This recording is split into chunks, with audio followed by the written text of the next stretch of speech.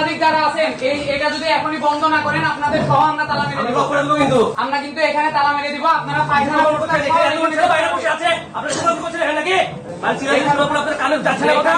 এখনই যদি এটা বন্ধ না করেন আপনাদের সাংবাদিকদের সহ আমরা কিন্তু তালা মেরে দিব।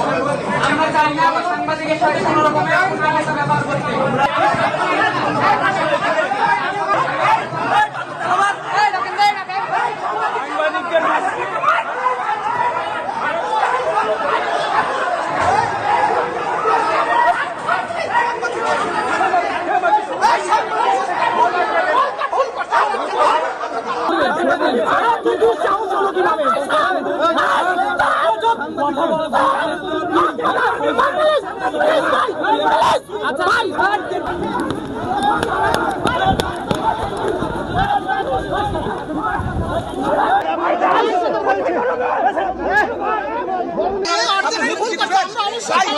আপনারা কি প্রোগ্রাম বন্ধ করে রাখেন?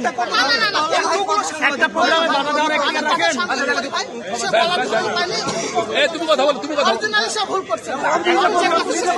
তুমি কথা বলো, তুমি কথা বলো। ওই সামনে দুই সামনে বলতে পারতেন ঘরে বন্ধ করে আগুন ধরে দিতে চেয়েছে রাজনৈতিক কর্মী। আপনার ওখানে ভিতরে গিয়ে হচ্ছে আপনার ছেলে পাঠিয়ে আপনার তো তোলা উচিত ছিল। এনসিপির আর একটা পার্টির প্রোগ্রাম হচ্ছে, আপনি বন্ধ করবেন কি করবেন? আপনি যে তাদের সঙ্গে কথা বলবেন, আপনি যে সরাসরি সাংবাদিককে বলবেন এই সব বন্ধ করে, এখানে সাংবাদিক আছে বাইরে, এটা বলবেন আপনি? আপনি কথা কেন বলছেন?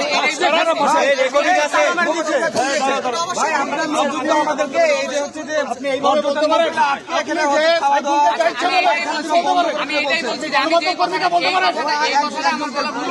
আসাম কলোনিতে আপনার বিরুদ্ধে অভিযোগ আছে, আপনি 2 নারীকে পিটিয়েছেন। আমরা জানি সবকিছু। আপনি রেল লাইনে ট্রেনে ঢিল মেরেছেন। কেন ট্রেনে ঢিল মারবেন না?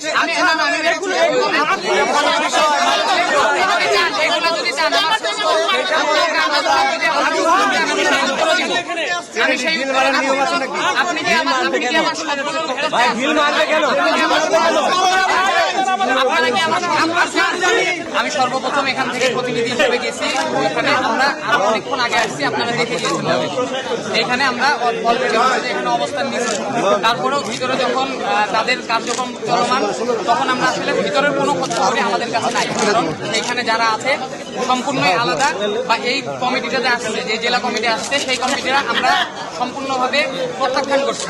সেই কমিটির ভিতরে মিটিং করতেছি। এইখানে কি ধরনের কথা হচ্ছে বা কি হচ্ছে, পদত্যাগ হচ্ছে না অন্য কিছু হচ্ছে, এটা সম্পূর্ণ আপনারা জানেন। কিন্তু আমি সম্পূর্ণ একদমই অবগত না এই বিষয়ে।